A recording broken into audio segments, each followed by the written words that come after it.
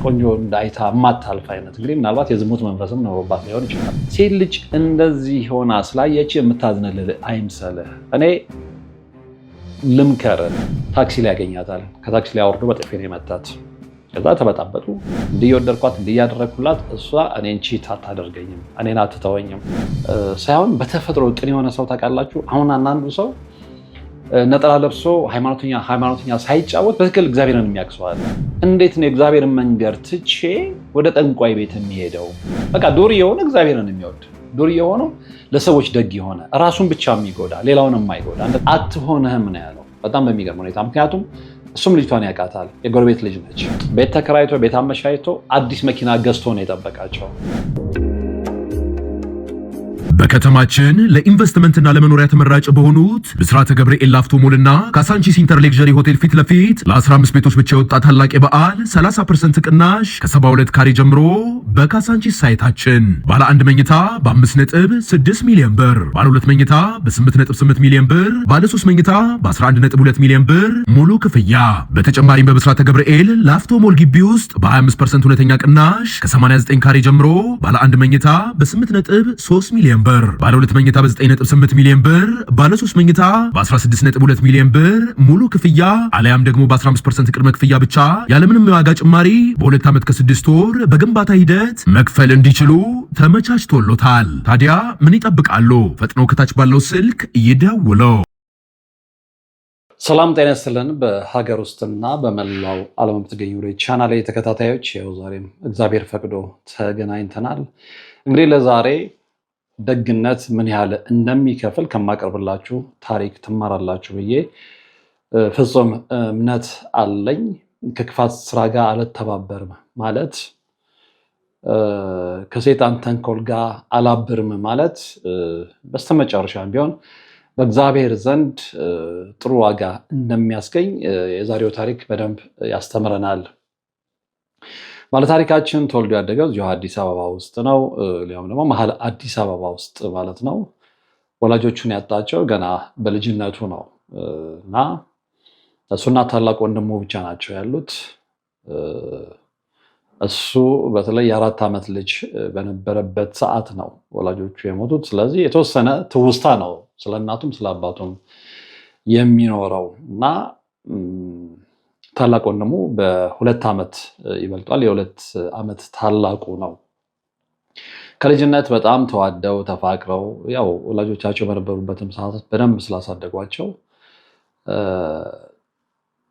ታላቁም ቢሆን የ6 ዓመት ልጅ ስለነበረ ወላጆቹ ሲሞቱ ኃላፊነቱ የወደቀው በወላጆቻቸው ቤት ቅጽር ግቢ ውስጥ ብዙ ቤቶች አሉ። እንግዲህ የወላጆቻቸው ቤት ትልቅ ነው።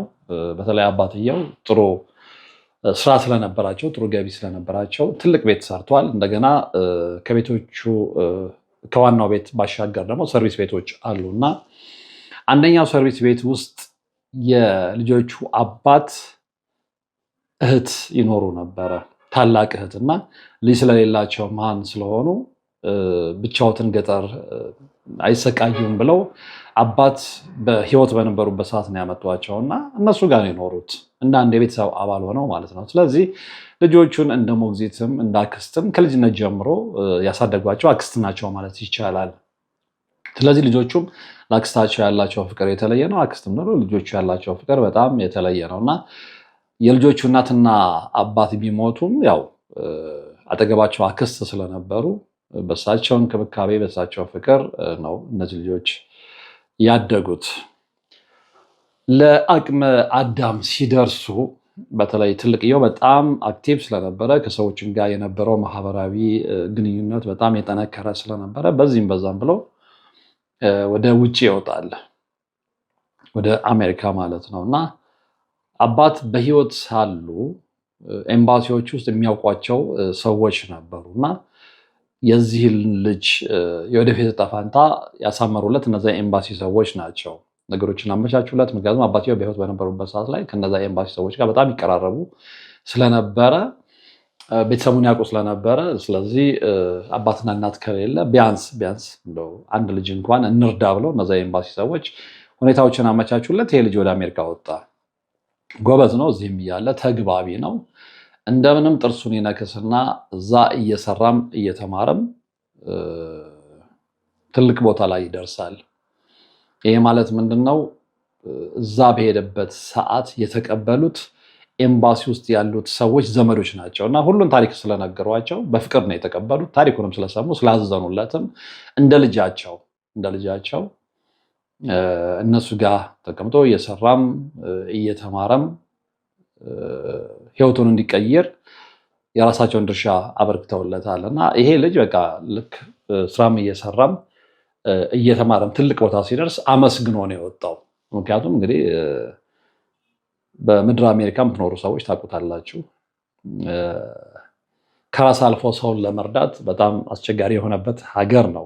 ምክንያቱም ሁሉም ሰው ለራሱ ይጥራል፣ የቢል ሀገር ስለሆነ ማለት ነው እና ይሄ ልጅ ትምህርቱን ሲጨርስ የበፊት ስራውን ይተውና በፊት ያገኘው ስራ ነበር የሚሰራው ከታች ወርዶ ማለት ነው።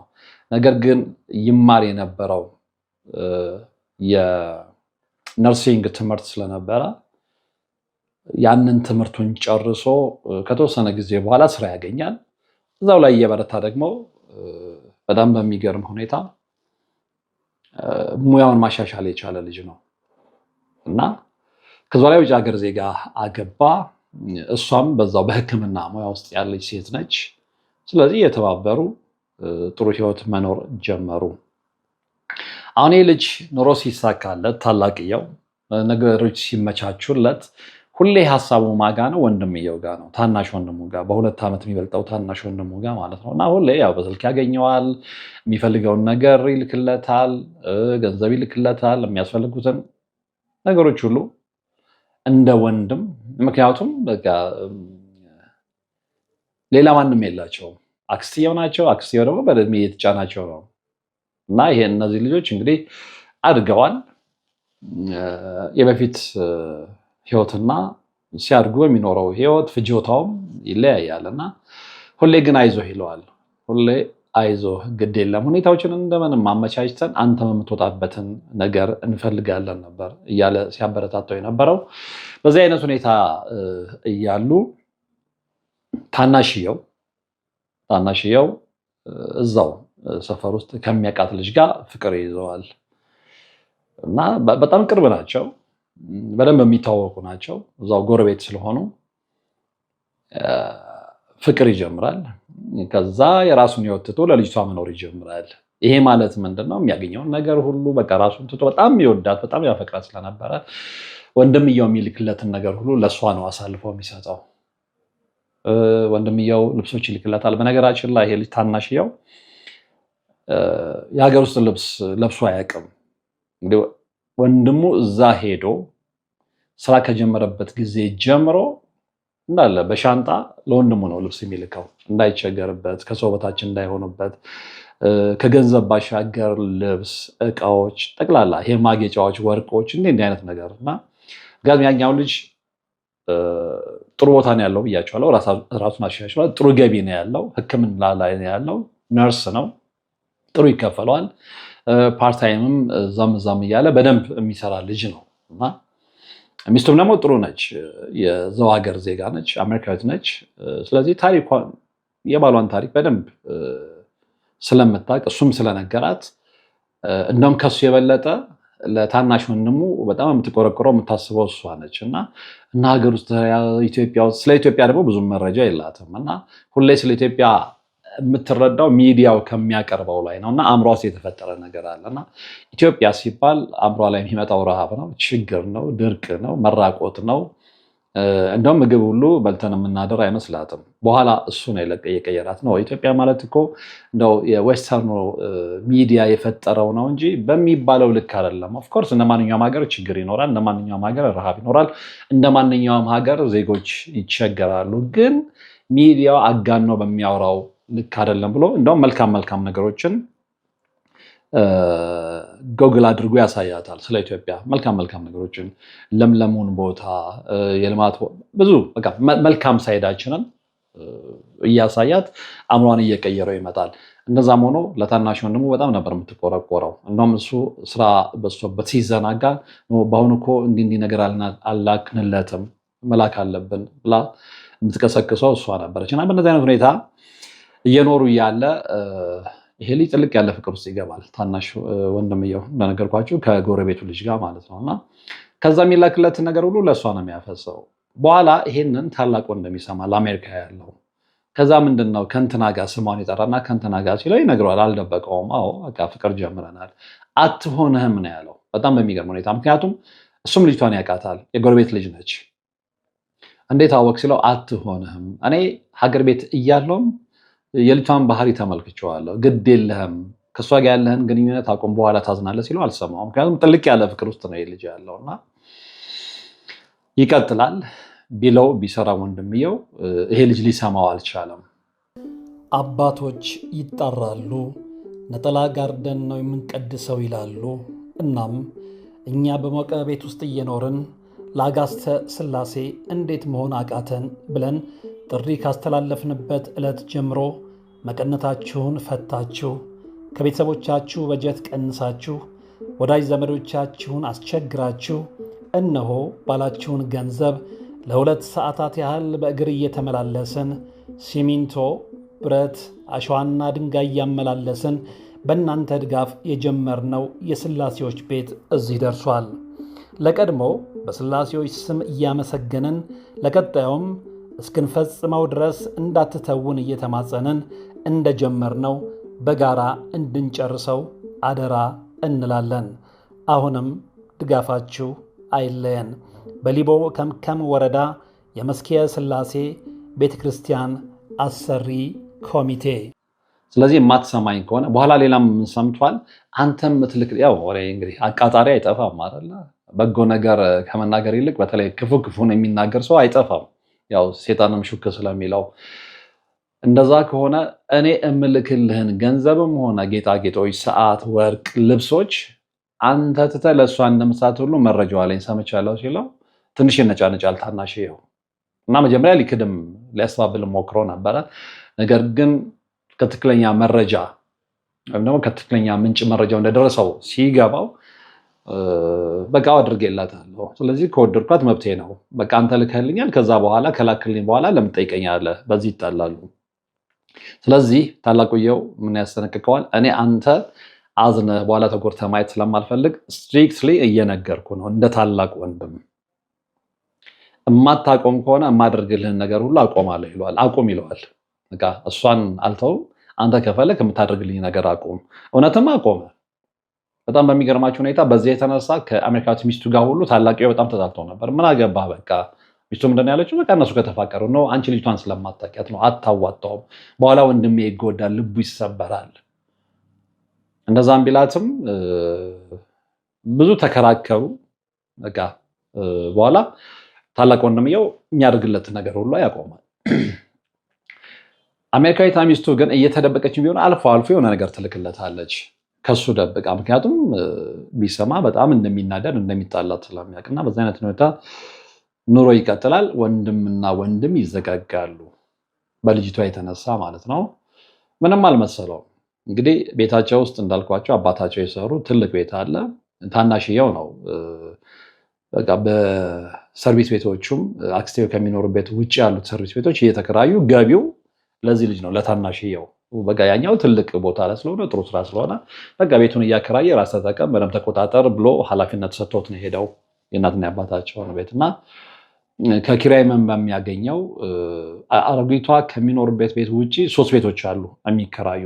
ዋናውና ትልቁ ቤት እሱ ይኖራል። የሶስቱ ቤቶች ገቢ የእሱ ነው። አረጋዊቷ ያሉበት አለ 4 ቤት ማለት ነው። አረጋዊቷ አንደኛው ክፍል ነው የሚኖረው። ስለዚህ የሶስቱ ቤት ገቢ የራሱ ነው። ከዛ ላይ ለአረጋዊቷ ይደጉማል፣ አረጋዊቷን ይረዳል።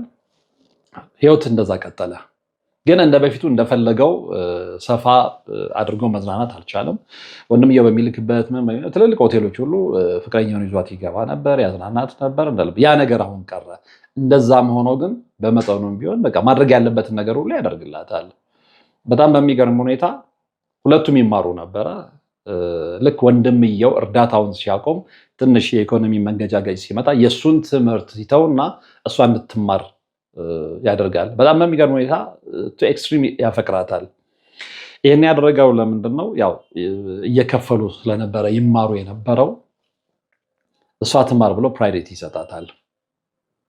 በጣም በሚገርም ሁኔታ ከቤተሰቦቿ ሁሉ አስወጥቶ ሀገር ጉድ እስኪለው ቤተሰቦቿ ጉድ እስኪሉ ድረስ ቤት ተከራይቶ ነበር የሚያኖራት፣ ሌላ ቦታ ማለት ነው። በቃ እዛ አካባቢ የጎረቤት ወሬ፣ የእሷ ቤተሰቦች ጣልቃ ገብነት ምናምን ሲረብሻቸው አቋሟን ያቅ ስለነበር ጠየቃት። በቃ እኔ ቤተሰብ ምን አገባው፣ ስለዚህ ከአንተ ጋር መኖር ነው የምፈልገው። ከዛ በቅርብ ርቀት የሚገኝ መንደር ላይ ቤት ተከራየላት። እሱ ነው የሚከፍለው፣ ወጪዋን የሚሸፍነው፣ አስቤዛ የሚሸፍነው እሱ ነው። እንዲህ ያሉ ሳለ ይች ልጅ ጋር ጥጋብ ይመጣል። አንደኛ የመፈቀር አባዜው አለ። በጣም የሚያፈቅራት ታውቃለች። ስለዚህ ምንም እንደማይመጣ ታውቃለች። ሁለተኛ ደግሞ ልጅቷ አጉል ሱስ አለባት። ያየችውን ቆንጆ ወንድ ሁሉ ማማለል የምትፈልግ ነች። ቆንጆ ወንድ አይታ የማታልፍ አይነት። እንግዲህ ምናልባት የዝሙት መንፈስም ኖሮባት ሊሆን ይችላል። አረ ነው ይሄ የኔ ግምት ነው። ስለዚህ እሱ እያለ በሱ ገንዘብ በሱ ምንም ነገር ከሌሎች ወንዶች ጋር ማውጣት ትጀምራለች። አላወቀም። በኋላ ግን ጓደኞቹ በሚያዩት ነገር በጣም ይናደዱና እሱን በጣም የዋህ ልጅ ስለሆነና ስለሚወዱት ለእሱ ያለውን አስተያየት ለእሱ ያለውን ጥልቅ ፍቅር ስለሚያውቁ ይነግሩታል። ኧረ ተው እንዲህ ነገር እየተመለከተ ነው ሲሉት አላምንም ነው የሚላቸው። በዛ ደረጃ ይወዳት ነበረ። በፍጹም እንዲህ የወደድኳት እንዲህ ያደረግኩላት እሷ እኔን ቺት አታደርገኝም፣ እኔን አትተወኝም። አልሰማም፣ የወንድሙ የሆነም አልሰማም። በኋላ ግን አንድ ሰርግ ላይ እቺ ልጅ ከሆነ ሰው ጋር ትሄዳለች። እዛ ሰርግ ላይ ማለት ነው። እዛ ሰርግ ላይ ደግሞ የአግቢው አባት የወንድም ልጅ የዚህ ልጅ ጓደኛ ነው የባለ ታሪካችን እና እዛ ላይ ያያታል። ምንድነው የምታደርጊው ስላት ከማን ጋር መጣች? ከሱ ጋር የመጣ መስሏት አይ ከሆነ ሰው ጋር መጥቼ ትርበተበታለች። እና ይሄ ነገር ለዛኛው ልጅ የሆነ ነገር ይነግረዋል። ከዛ በሌላ ቀን ሰርጎ ካለፈ በኋላ ሲነግረው መጠራጠር ይጀምራል። ከዛ ይሄ በሆነ በ15ኛው ቀን ላይ ደግሞ ከዛ ከተባለው ሰርግ ላይ አብራው ነበረ ከተባለው ሰው ጋር በምልክት ተነግሮት ስለነበረ ታክሲ ላይ ያገኛታል። ከታክሲ ላይ አውርዶ በጥፊ ነው የመታት። ከዛ ተበጣበጡ፣ ተለያዩ። በዚህ መሃል ይሄ ልጅ ከምነግራችሁ በላይ ይጎዳል። ወንድምየውም የፈራው ይሄንን ነበር። በጣም ይጎዳል።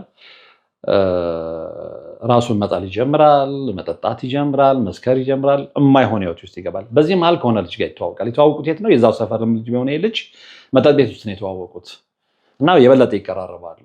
ስለዚህ እንዳይጎዳ ቢመክረው ምን ቢለውም ያ ልጅ ግን አጉል ባህሪ ነበረው። ምንድነው ወደ ጥንቆላው ወደ ምናምኑ ሀብታም መሆን ይፈልግ ስለነበረ የሌሉ ፋውሎችን ይሰራ ነበርና ለምን ትጨናንቃለህ? የሆነ ቦታ ላይ ይዤ ልሂድ ይለዋል። ይሄንን ልጅ የት ቦታ ነው ይዘህ የምትሄደው? እና ምንድን ነው ያለው? በቃ የሆነ ቦታ ላይ ይዤ ልሂድ ይለዋል። የት ነው ሲለው ይነግረዋል የት ይዞት ልሄድ እንዳሰበ እና በጣም ይናደድበታል። በነገራችን ላይ ባለ ታሪካችን የዘልማድ አማኞች ከሚባሉት ተርታ የሚመደብ ነው። ይሄ ማለት ምንድነው? ይሄ በደንብ አውቆት ገብቶት ሳይሆን በተፈጥሮ ቅን የሆነ ሰው ታውቃላችሁ። አሁን አንዳንዱ ሰው ነጠላ ለብሶ ሃይማኖተኛ ሳይጫወት በትክክል እግዚአብሔርን የሚያቅሰው አለ። ብዙ ነገሮችን ስላየሁኝ ነው ይህንን የምነግራቸው። አንዳንዱ ነጠላ ለብሶ አስሜክስ ሆኖ እግዚአብሔር ይጫወታ አማኝ የተጫወተ ሌላ ማንነት ያለው ሰው አለ። እሱን ለእናንተ አልነግራችሁም ከኔ የበለጠ ስለምትገነዘቡት። አንዳንዱ ደግሞ እንዲሁ ዱርዬም ሆኖ እየጠጣም እየሰከረ እንደፈለገውም እየሆነ ደግሞ በጣም የዋህ ከልቡ እግዚአብሔርን የሚፈራ አለ።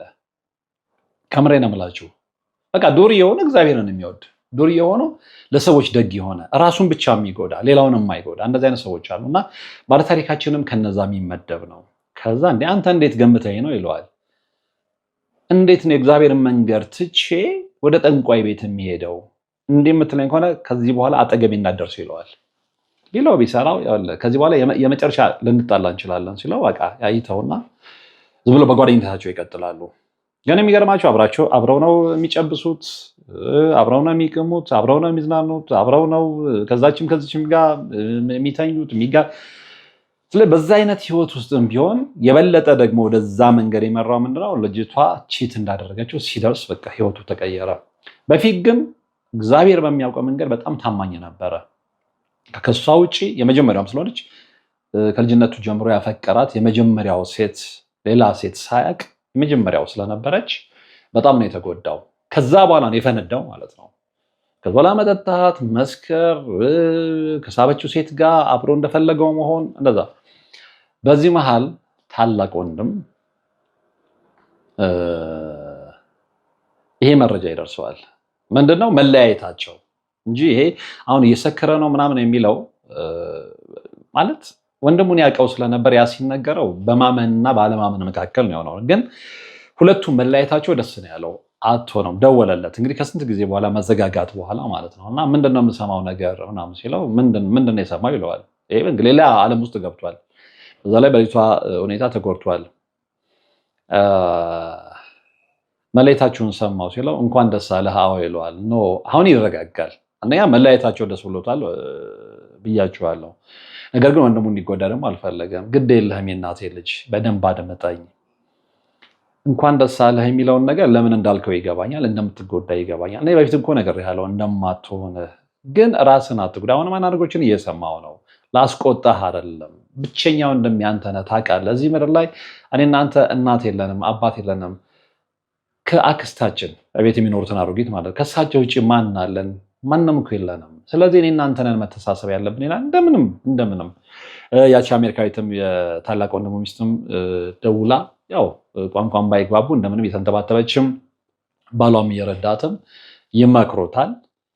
ከዚህ በላይ ግን ከዚህ የበለጠ ግን ይሄ ልጅ ከዛኛው ጠንቋይ ቤት ይዤ ልሂድ ካለው ልጅ ውጪ በአንድ ክበብ እንግዲህ ድሮ የምታስታውሱ ከሆነ በየሰፈሩ ስነ ጽሁፍ የድራማ ክበብ ምናምን አይነት ነገሮች ይቋቋሙ ነበር። በዛ የሚያውቀው ልጅ ነበረ ድራማ ክበቡ ከመፍረሱ በፊት ማለት ነውና በጣም ይቀራረባሉ። እና ከሱ ጋር አብረ ሆነው የዚህ ልጅ መለወጥ ያኛው ልጅ ያይና ምን ሆነ ነው እና ታሪኩን ይደርስበታል። አንተ ጅል ነህ ይለዋል። ጅል አትሁን። በዛ ላይ ደግሞ የዚህኛው ልጅ የድራማ ክበብ የተዋወቀው ልጅ ወላጅና የነ ልጅ በጣም ይወዱታል። የሚወዱት ለምንድን ነው? ታሪኩን ነግሯቸዋል። ልጃቸው እናትና አባቱ እንደዚህ ሞተዋል። አሁን የነገርኳቸውን ታሪክና በጣም ያዝኑለታልና በዓል ሲሆነ ቤት ይዘውት ይሄዳሉ። ቤት ይዘውና ይሉታል። ቤት በቃ ሞራሉን ጠብቆ እንዳይሰማው ብቸኝነት እንዳያጠቃው በቃ እሳቸው ጋር እንደውም አንዳንዴ እዛ አሳድረውት ከሱ ጋር ተጫውቶ ከዛ ልጅ ጋር ከቤተሰቡ ጋር አብሮ ሰንብቶ ነው ወደ ቤቱ የሚሄደው። እና ይሄ ልጅ ይዞት ሄድና ጭር ያለ ቦታ ላይ ቁጭ ብሎ ሁሌ ይመክረዋል። እንደ ታላቅ ወንድም እድሜ ብዙም የሚበላለጡ አይደሉም። ያንተ ለሴት ብለህ ለምን ራስን ትጥላለህ? ለሴት ብለህ እንዴት ሰካራም ትሆናለህ? ድሮ ሳቅ ራስን ደግሞ እውነትም ራሱ የሚጠብቅ ልጅ ነው። እንደነገርኳችሁ ከአሜሪካ የሚላኩ ብራንድ ልብሶችን፣ በጣም ቆንጆ ቆንጆ ጌጦችን እንደሱ ሽቶ የሚቀያየር የለም። ወንድሙ ለሱ ሲል የማያደርግለት ነገር የለም እሱን ለማስደሳት እና ከዛ የሚወጡ ነገሮች እንዲጠቀም ስለነበር ራሱን የሚጠብቅ ደግሞ ደስ የሚል ልጅ ነው። እና እንደዛ የነበርክ ልጅ አሁን ፊትህን አይተዋል፣ አፈር ነው የምትመስለው እና በጣም ይቆጠዋል። ፕላስ አንድ ነገር ልንገር ይለዋል። ሴት ልጅ እንደዚህ ሆና ስላየች የምታዝንልህ አይምሰልህ። እኔ ልምከርህ፣ ብዙም አውቃቸው ነገሮች አሉ። እንደውም የበለጠ ጢቢ ነው የምትጫወተው።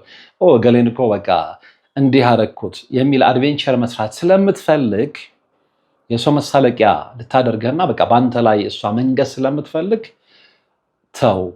ይልቅ መናደድህን በውስጥ ይዘህ ራስን ጠብቀ የተሻልክ ሰው ሆነ አሳያት። የዛ ጊዜ ታያለ መልሳ ራሷ ትከተላለች። ሴቶች እንደ ጥላ ናቸው፣ ስንርቃቸው የሚከተሉ ስንቀርባቸው የሚሸሹን ይልና የሚያውቀው ነው። በነባብም በህይወትም ለምድ ያየውን ነገር ይነግረዋል። እንደምንም ከጊዜ በኋላ እያሳመነው አብሮት እየሆነ ብቻውን እንዳይሆን ሳይፈቅድለት እንዳይጎዳ እንደምንም ትሪት እያደረገው ይህንን ልጅ ወደ ትክክለኛው መንገድ ወደ በፊት መንገዱ እየመለሰው ይመጣል። ከዛ እንደሚያው ይሄን ነገር ስለሚያውቅ ከልጅቷ ጋር መለያየቱን ሲረዳ እንደገና የእርዳታ እጁን ደግሞ መዘርጋት ይጀምራል። ድሮ ምርጥ ልብሶች፣ ገንዘብ ምናምን መላክ ይጀምራል። ይሄ ልጅ እንደገና ራሱን መጠበቅ ይጀምራል። በዚህ መሃል ምን ይሆናል?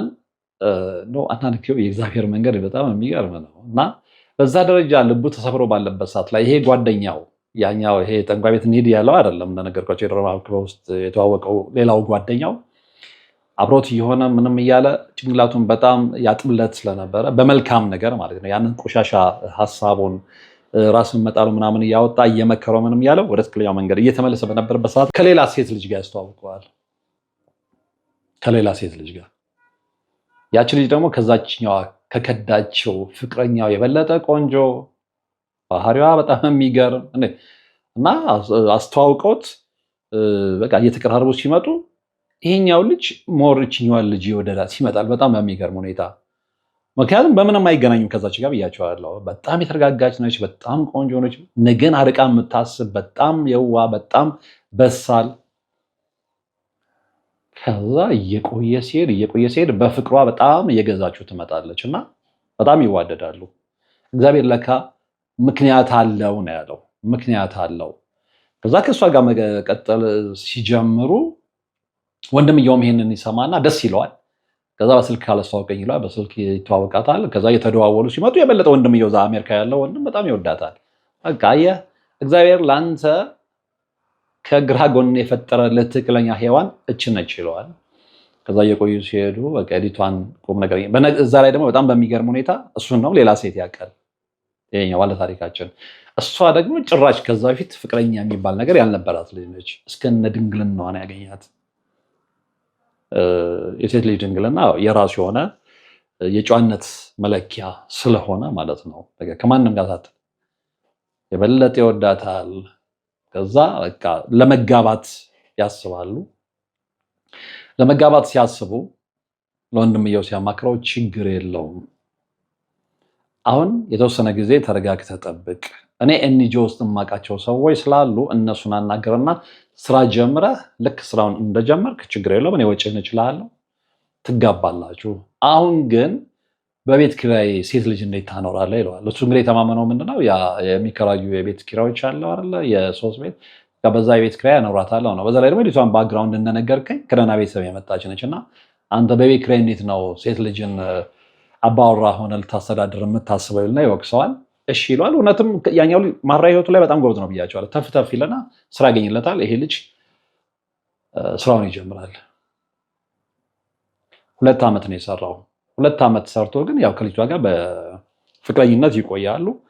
ሳንቲም ይይዛል። ወንድሙም ከዛ ይረዷል። የሚገርም ሰርግ ደግሰው ይጋባሉ። አሁን እዚህ ጋር ያሳቀኝን ነገር ልነግራቸው ነው። በዚህ መሃል ያቺኛዋ የመጀመሪያው ፍቅረኛው የከዳቸው ፍቅረኛው ልክ ይህን ነገር ስትመለከት ከአዲስ ሰው ጋር መታወቅ ያቺ አዲስ ሴት ደግሞ ከሷ በውበትም በሁሉ ነገር እንደምትበልጥ ስታቅ የቅናት መንፈስ ይመጣል። ከዛ እንደገና ትመጣና እንታረቅ እንዴ አንቺ ያምሻል እንዴ እኔ ከሌላ ሰው ጋር ነኝ ትለዋለች። ማነው ይላታል በትል ያቺ ደግሞ እንደገና ገርሸባት ተገልብጦ። ይሄ ነው አንዳንድ ጊዜ ምድር ላይ ስንኖር ስፍስፍ ብለን የተቀበልናቸው ሰዎች ያለነሱ ፍቃድ እኛ የምንኖር አይመስላቸውም። ያለነሱ ፍቃድ የምንተነፍስ ያለነሱ ፍቃድ ያን ሁሉ የሚያደርገው እግዚአብሔር ነው እንጂ ሌላ የፍቅር አጋር አይደለም። እና እንደዛ የሚያስቡ ሰዎች አሉ። ከዛ እንደውም የበለጠ እያማረበት የበለጠ እንደ እግዚአብሔር ሊክሰኝ ነው ለካ ከሷ ጋር ያለያየኝ እስከ ማለት እስኪደርስ ማለት ነው። ኖ ከዚህ በኋላ እንደ እህት ነው እንጂ ማይሽ ከአንቺ ጋር የፍቅር ህይወት ይቆማል። ከዛ ይሄንን ባለችው በተወሰነ ጊዜ ትመጣና በጣም በሚገርም ሁኔታ ዲቪ ደረሰኝ እኮ ምናምን በዲቪ ልደልለው ማለት ነው። አይ በጣም እንኳን ደስ አለሽ፣ በቃ ጥሩ መልካም ህይወት እመኝልሻለሁ። ወደ ውጭ ልትሄጂ ነው? መልካም መንገድ ምናምን ስላት እኔ ከአንተ ጋር መሄድ ነው እንዴ? አንቺ ምን ሆነሽ ነው? እኔ ከአሁን ባለትዳር ነኝ፣ ስለዚህ ይህንን ህይወቴን አትረብሽኝ ይላታል። ይሄ ተነጫነጨች፣ የተነፋረቀች ተነስታ አሜሪካ ትሄዳለች። በጣም በሚገርም ሁኔታ በሚቀጥለው አመት ደግሞ ይሄ ልጅ የሞላው ዲቪ ደርሰውና እሱም ሚስቱም በአመታቸው አንዲት ሴት ልጅ ወልደዋል። በጣም ቆንጆ ልጅ እሷን የሚያስሞሉና በአመታቸው እነሱም ዲቪ ደርሳቸዋል። ታዲያ ይሄ ከዚህ በላይ እግዚአብሔር ተአምር አለ እንዴ? እና እነሱም ወደ ውጭ ይሄዳሉ። ያ ወንድምም እዛ አለ፣ ሁኔታዎችን ያመቻችላቸዋል። ፕሮሰሱን ካለቀ በኋላ ልጃቸውን ይዘው ወደ አሜሪካ ይሄዳሉ። ህይወት እንደ አዲስ ይጀመራል። ወንድም የውጭ ሀገር ዜጋ ነው ያገባው፣ አሜሪካውያን ያገባው ብያቸዋለሁ። እንደገና ደግሞ በየጊዜው እየተማረ ትልቅ ቦታ ደርሷል። ከሚስቱም ጋር ደግሞ ሌላ የሚሰሩት ቢዝነስ አለ። ትልቅ የሀብት ማማ ላይ ተቀምጧል። በቃ እሱ በአሜሪካ የኑሮ ስታንዳርድ በቃ በደንብ ጥሩ ህይወት ይኖራሉ ከሚባሉት ውስጥ ተርታ ማለት ነው። እና ወንድሙ አግብቶ ልጅ ወልዶ ወደሱ ሲመጣ ታናሽ ወንድሙ ደግሞ ሊፈጠር የሚችለውን ነገር አስቡት። የሚገርማቸው እነሱ ዲቪ ደርሷቸው ሲሄዱ ቤት ተከራይቶ ቤት አመሻይቶ አዲስ መኪና ገዝቶ ነው የጠበቃቸው። አሁን ይሄ ልጅ ወደኋላ ሄድና ህይወቱን ያስታውሷል። የሆነ ሰዓት ላይ የሳተበት ጊዜ ነበር አይደለ? ለምሳሌ እሷ ከርታው እሷ ትታው በጣም ዲፕረስድ ሆነው ከሌሎች ሴቶች ጋር ከተለያዩ ሴቶች ጋር መውጣቱን፣ መጠጣቱን፣ መስከሩን እንደ ኃጢአት ነው የቆጠረውም ኦፍ ኮርስ ኃጢአት ነው። እና ሁሌ ልቡ ይለማ ነበር። በቃ እግዚአብሔርን አስቀይሜያለሁ። ልብ አድርጉ፣ በነጠላ የሚሸፈን ልጅ አይደለም። ቤተክርስቲያን ምናልባት በወር አንዴ ሊሄድ ይችላል። ሄዶ በቃ ወይ በሆነ አጋጣሚ በዛው ሲያልፍ ሊሳለም ይችላል። ከዛ ውጭ እንዲህ ጥብቅ ያለ አለ አይደለ? በቃ እዩኝ ነጠላ ለባሽ ነኝ ከኔ ውጭ እግዚአብሔርን የሚያውቀው የሚል አይነት ሰው አይደለም። እንደውም ያ ጓደኛው ደጋግሞ መጠቀሚያው ሊያደርገው ፈልገው ነበር ብያችኋለሁ። በሾርት ካት ኢዚ መኒ ከሚፈልጉ ሰዎች ያው ጠንቋይ ቤት ነው አይደለ ሮጠው የሚሄዱት። እና በቃ አንተ ለምን እንደዚህ ዲፕረስድ ከምትሆን ጠንቋይ ቤት እኮ እንደዚህ እኔ የማውቀው ያው አዋቂ ቤት ነው የሚባለው። አዋቂ ቤት እኮ ብንሄድ የተሻለ ፍቅረኛ በጸሎት ይመጣል፣ የተሻለ ሰው ታገኛለህ፣ የተሻለ ገንዘብ የተሻለ ህይወት ምናምን ብሎ ነበር የሰበረ። ኖ በልቤ ላይ ያስቀመጥኩት የእናቴ አባቴ አምላክ ጠንቋይ አይደለም እግዚአብሔር ነው። እግዚአብሔርን ደግሞ በእንደዚህ አይነት ሁኔታ ላስቀይመው አልፈልግም ነበር ያለው። ይህንን በማለቱ ማንም ሳይሰብከው በራሱ መንገድ እግዚአብሔርን ፈልገው በማግኘቱ ይሄ ልጅ እግዚአብሔር የልቡን የዋህነት አይቶ የተሻለ ደረጃ ላይ ነው ያስቀመጠው። በዚህ ታሪክ ልነግራቸው የፈለኩት ምን መሰላቸው? በምንም አይነት መንገድ ውስጥ ሆኖ በምንም አይነት ጎዳና ላይ ተራመዱ፣ ሩሩ ልብ ካላችሁ፣ ደግ ከሆናችሁ፣ እስከ ዱርዬነታችሁ እስከ አጥፊነታችሁ እግዚአብሔርን ሁሌም የምትፈሩ ከሆነ አትጠራጠሩ፣ እግዚአብሔር ዋጋችሁን ይከፍላችኋል። ይሄ ልጅ በጣም የዋህ ስለሆነ ነው እግዚአብሔር ዋጋ የከፈለው። ደግነቱ ነው ይህንን ዋጋ ያስከፈለውና በዛ ተቃራኒ ልክ ደግሞ ቅድም እንደነገርኳችሁ ሌላ የአውሬ ማንነት ኖሯቸው፣ ሌላ አስመሳይ ማንነት ኖሯቸው ስክሪን ላይ ብቻ ነጠላ ለብሰው ስለተቀመጡ የዋህ ደግ ምናምን እንደውም አሁን ነጠላ ለብሰው የሚያጭበረብረው ነው የበዛው። እንደው በወዳችን ይቅር እግዚአብሔር በራሱ ጊዜ ያጋልጸው ብለን ነው እንጂ እናንተ ስትመለከቷቸው በቃ ኮሜንት ላይ ያነባለሁ እንደው እግዚአብሔር በቃ እንደው ይህንን የጽድቅ መንገድ ለእኛም ባደረገልን ምናምን የምትሏቸው ሰዎች ብዙ ፌክ ሰዎች አሉ፣ ብዙ አስመሳይ ሰዎች አሉ፣ በቤተክርስቲያን የሚነግዱ ሰዎች፣ በነጠላቸው የተሸሸጉ፣ በቆባቸው የተሸሸጉ፣ በካባቸው የተሸሸጉ፣ በፍጹም እግዚአብሔርን የማያውቁ ቃሉን ብቻ የሚያውቁ ግን እግዚአብሔርን በተግባር የማያውቁ በርካታ አስመሳይ ሰዎች አሉ። ምክንያቱም ዛሬ የእምነት መንገድ የቢዝነስ መንገድ ሆነዋል፣ ገንዘብ ማግኛ ሆነዋል። አንዳንዱ አማኝ መስሎ የሆነ የገጠር ቤተክርስቲያን ይፈልግና እዛ ጋ ቁጭ ብሎ በግል አካውንቱ እንደዚህ ነው ምናምን እያለ ገንዘብ ሲያስገባ፣ ነገር ግን ለሚጋብዙት ሚዲያዎች ደግሞ ከሱ በላይ በቃ አምላክን የማያውቅ ከሱ በላይ ገብርኤልን የማያውቅ ገብርኤል የግል አማካሪው የግል ጓደኛው አድቫይዘሩ የሚመስል ሰው ሁሉ አለ። እና እባካችሁ እግዚአብሔርን አንሸውድ፣ አናስመስል። የገብርኤልን፣ የኡራኤልን፣ የሚካኤልን፣ የሩፋኤልን ስም እየጠራን በግል አካውንታችን ገንዘብ እያስገባን የራሳችንን ቤት የምንሰራ ሰዎች ይወልሲ ዋጋችሁን ትከፍላላችሁ። ግን ስክሪን ላይ ደግሞ እየቀረባችሁ ከናንተ ውጪ እግዚአብሔርን የሚያውቅ ከናንተ ውጪ መላእክትን የማያውቅ መላእክቶች የግል ጓደኞቻችሁ እስኪመስላችሁ ድረስ የምትበጠረቁ ሰዎች እየታዘብናችሁ ነውና እረፉ። አያዋጣም። እግዚአብሔር ላይ ሆኖ ያየናል ሁላችንንም። እንደ መናገራችን መጠን ሳይሆን እንደ ተግባራችን ነው የሚከፈለን። አትጠራጠሩ። ብዙ ሰው በአንደበቱ ስለለፈለፈ ብቻ የጸደቀ የሚመስለው ሰው አለ። ከእግዚአብሔር ዋጋ የሚያገኝ የሚመስለው ሰው አለ። በተግባሩ እኮ እንትን ነው። የቅርብ ሰዎችን ሁሉ በቃ ከኔ ውጪ ሰው የለም፣ ዲክታተር ነኝ፣ እረፍ ምናምን፣ እኔ ያልኩትን አድርግ የሚል ነው። ተግባር ላይ ስትመለከቱ ግን ዜሮ ነው። እና እግዚአብሔር እንደሱ አይደለም። ኢቫሉዌት የሚያደርግበት መንገድ፣ የሚገመግምበት መንገድ ትክክለኛው መንገድ ነው። ትክክለኛው ይሄ ምድራዊው ይሄ የተጣመመው ሚዛን ሲሆን ትክክለኛው ሚዛን ስለሆነ ይሄ በነጠላ ስር ተደብቃችሁ ጽድቅ እየተጫወታችሁ ነገር ግን የሰይጣን ስራ የምትሰሩ ሰዎች ራሳችሁን ስለምታውቁ እባካችሁ እግዚአብሔር እንደ ሰው አይደለም፣ ይፈርዳል። እኛ ልታታልሉ ትችላላችሁ። አንዳንዶቻችን ደግሞ አውቀንም ነው የምንታለለው። ምክንያቱም እግዚአብሔር በራሱ ጊዜ እንደሚፈርድ ስለምናውቅ ሰው ዝም ስላለ፣ ሰው ስላልተናገረ፣ የሆነ ነገር እየታዘበ ጸጥ ስላለ ሰው አላወቀብኝም፣ ሰው አልደረሰብኝም ብላችሁ ራሳችሁን አታጃጅሉ። የምታጃጅሉት ማንንም ሳይሆን ራሳችሁን ስለሆነ ማለት ነውና ይቅርታ፣ እዚህ ጋር ስሜታዊ ስለሆንኩኝ ስለማይ ነው። በተለይ ገጠር ቤተክርስቲያናት ላይ በጣም የሚሰራው ነገር በጣም የሚያስጠላ ስለሆነ ነው። በቅን ልቦና እኮ የእግዚአብሔርን ቤት መስራት ይቻላል። ነገር ግን በቤተ ክርስቲያኑ አካውንት እንጂ በራስህ የግል አካውንት ገንዘብ እያስገባህ አይደለም ቤተክርስቲያን የእግዚአብሔርን ቤት የምትሰራው።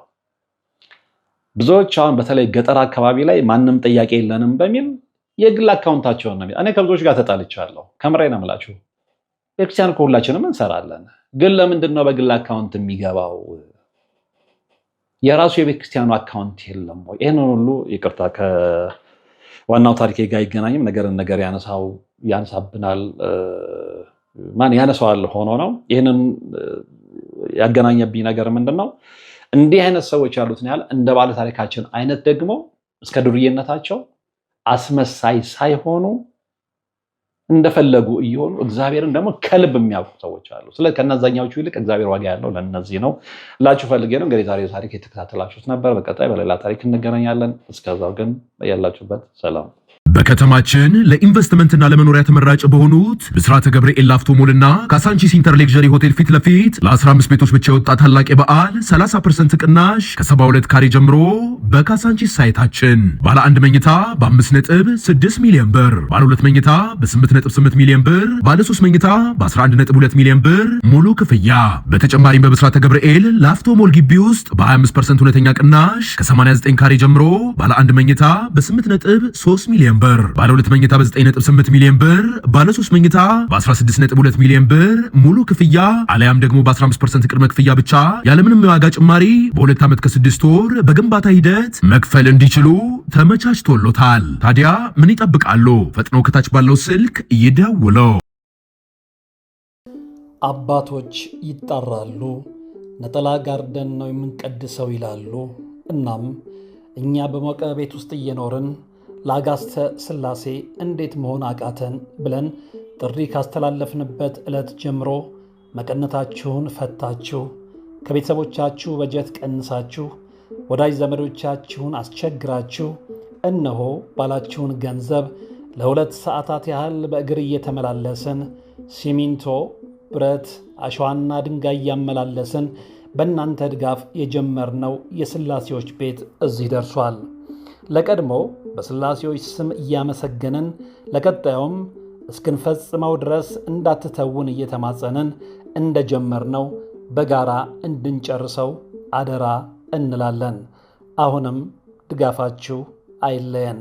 በሊቦ ከምከም ወረዳ የመስክየ ሥላሴ ቤተ ክርስቲያን አሰሪ ኮሚቴ